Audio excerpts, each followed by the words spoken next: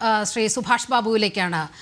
Subhash Babu sir, ഇപ്പോൾ ഞാൻ നേരത്തെ സൂചിപ്പിച്ചതുപോലെ ഒക്ടോബറിൽ നടന്ന ഒരു പ്രസംഗമാണ്. സ്വാഭാവികമായും ഇത്ര വലിയ കോളിളക്കമുണ്ടാക്കുന്ന ചില കാര്യങ്ങൾ CPM-ന്റെ കോഴിക്കോട് ജില്ലാ സെക്രട്ടറി മുന്നോട്ട് വയ്ക്കുമ്പോൾ സ്വാഭാവികമായും ഇവിടുത്തെ സ്റ്റേറ്റ് സ്പെഷ്യൽ ബ്രാഞ്ച് ഇക്കാര്യം അറിയേണ്ടതല്ലേ? ഇൻ്റലിജൻസ് ഏജൻസികൾ അറിയേണ്ടതല്ലേ? ഇതിൽ ഒരു അന്വേഷണം നടന്നു എന്ന് അങ്ങേക്ക് തോന്നുന്നുണ്ടോ?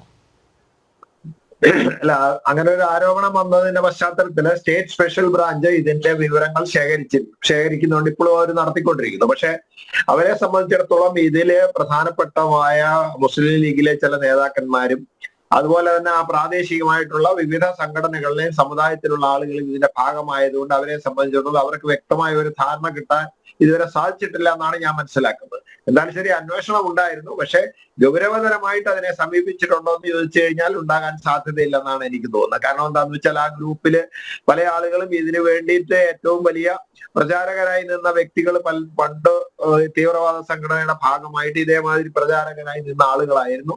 അവരെ സംബന്ധിച്ച് റിപ്പോർട്ടൊന്നും പോയതായിട്ട് എനിക്ക് ബാഹ്യമായിട്ട് പോലീസ് ഡിപ്പാർട്ട്മെന്റിൽ നിന്ന് കിട്ടിയ വിവരത്തിലില്ല.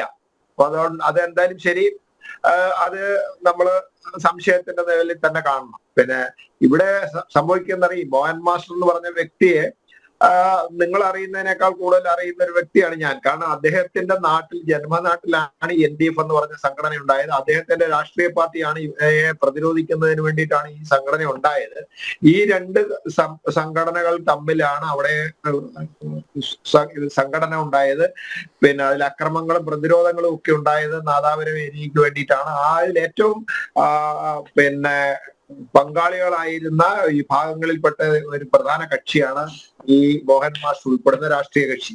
അപ്പൊ അവരെ സംബന്ധിച്ച്, അദ്ദേഹത്തെ സംബന്ധിച്ചോളം ഇതിന്റെ യഥാർത്ഥ പ്രവർത്തനം, അതിന്റെ തിക്തഫലങ്ങൾ എന്താണെന്നും ഒക്കെ വളരെ വ്യക്തമായിട്ട് അറിയുന്ന ഒരു വ്യക്തിയാണ്. മറ്റേതൊരു CPM നേതാവിനേക്കാൾ കൂടുതൽ ഈ സംഘടനയെ സംബന്ധിച്ചിട്ട് അദ്ദേഹത്തിന്റെ നാട്ടിൽ നിന്ന് അദ്ദേഹത്തിന് പഠിക്കാൻ സാധിച്ചിട്ടുണ്ടെന്നാണ് ഞാൻ മനസ്സിലാക്കുന്നത്. കാരണം ഞാൻ ആ പ്രദേശമായിട്ട്, പ്രത്യേകിച്ച് അവിടുത്തെ ഏറ്റവും വലിയൊരു കേസാണ് ബിനു കേസ്. അതിന്റെ അന്വേഷണ ഉദ്യോഗസ്ഥൻ ഞാനായിരുന്നു. അപ്പൊ അതുകൊണ്ട് എനിക്ക് ആ പ്രദേശത്തിന്റെ ഈ സംഘടനയെ സംബന്ധിച്ചുള്ള രീതികൾ എന്തായിരുന്നു, അത് എന്തിനുണ്ടാക്കി, എന്തൊക്കെയാണ് ചെയ്യുന്നത് എന്നൊക്കെ ഏകദേശം ധാരണയുള്ള ഒരു വ്യക്തി എന്നുള്ള രീതി ഞാൻ പറയുന്നു.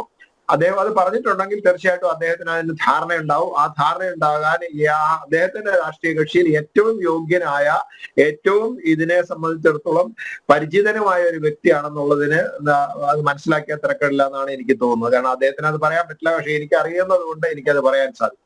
ഡോക്ടർ സുഭാഷ് ബാബു സർ, ഒരു കാര്യം കൂടി ചോദിച്ചോട്ടെ.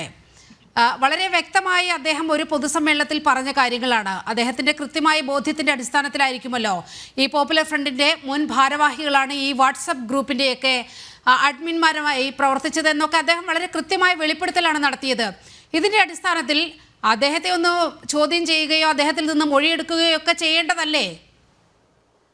അല്ല, ഇതില് മൊഴിയെടുക്കുക എന്ന് പറഞ്ഞാൽ കേസ് അന്വേഷിക്കുമ്പോഴാണ് ഈ മൊഴിയെടുക്കൽ എന്നൊക്കെ പറയുന്നത്. ബാക്കി സ്പെഷ്യൽ ബ്രാഞ്ച്, നമ്മളിപ്പോ രഹസ്യാന്വേഷണ വിഭാഗങ്ങളുണ്ട്, ആ വിഭാഗങ്ങളൊന്നും ചെന്ന് ചോദിച്ചിട്ട് മൊഴിയൊന്നും എഴുതിയെടുക്കാറില്ല.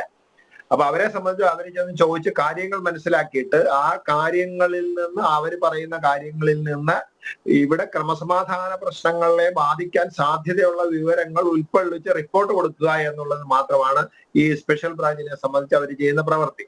അപ്പൊ വളരെ അപൂർവമായിട്ട് സംഭവങ്ങളിൽ മാത്രമേ ഒരു മൊഴി എടുക്കാറുള്ളൂ. ഇപ്പൊ ഇങ്ങനെയുള്ള കാര്യങ്ങളൊക്കെ അന്വേഷിക്കുമ്പം മൊഴി എടുത്തു കഴിഞ്ഞ് ഞാൻ എടുക്കുന്നുണ്ട് എന്ന് കണ്ടാൽ തന്നെ അതിൽ ആളുകൾ ആരും തുറന്ന് പറയില്ല, ഭയമാണ്. അപ്പൊ അതുകൊണ്ട് വിവരങ്ങൾ ശേഖരിക്കുക എന്നുള്ളതാണ്. അത് ശേഖരിച്ചിട്ടുണ്ടാവും എന്നാണ് ഞാൻ മനസ്സിലാക്കുന്നത്. അല്ലെ ഫോൺ മുഖാന്തരം ചോദിച്ചിട്ടെങ്കിലും ഉണ്ടാവും എന്നുള്ളതിന് സംശയം വേണ്ട.